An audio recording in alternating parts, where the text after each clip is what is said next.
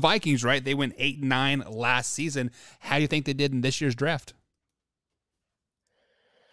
Well, this year's draft, I was pretty high on all NFC North teams except for one. So with that being said, I gave A to the first two. So there's only two left. So only one of them's got to have a bad draft.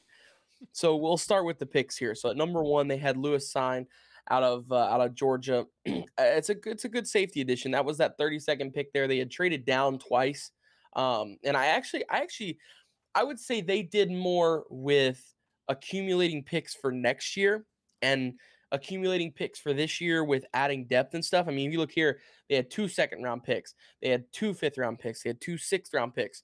So that right there, off the chart, shows that they're adding picks for this year. But on top of that, they added some for next year because they were at pick 12. They traded back to like 20 something, and then they traded back again to 32nd. So for them making all these moves, they accumulated more picks. So that right there automatically kind of, boosted their draft grade a little bit for me. Other than that, there's not really much that jumps off here to me. Like I said, I like Sign. I think he's a good safety. And I think he's a difference maker for them. I think he will be a difference maker for them. And Andrew Booth out of Clemson, the cornerback. I think he was a day one guy. I was really surprised that he fell out of the first round. I thought he was another first round cornerback. But like I say, he fell out. So for them to get him there, that's why I gave that my top pick for them.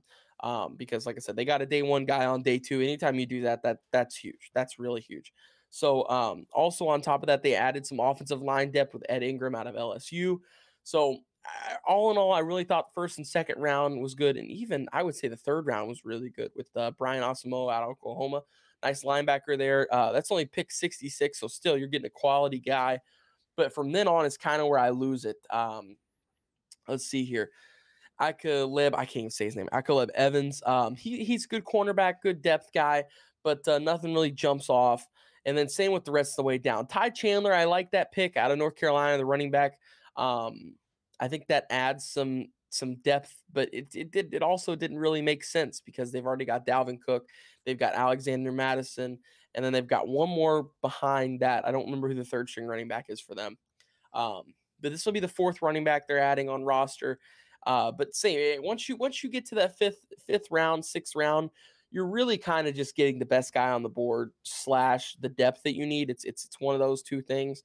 So maybe this is a move by the Vikings that they're saying like, hey, we're moving on from one of those three running backs. So it's not going to be Dalvin Cook, and I don't think it's Alexander Madison. So whoever that third guy is, like I said, I don't remember off the top of my head, but I think they'll probably be moving on from him.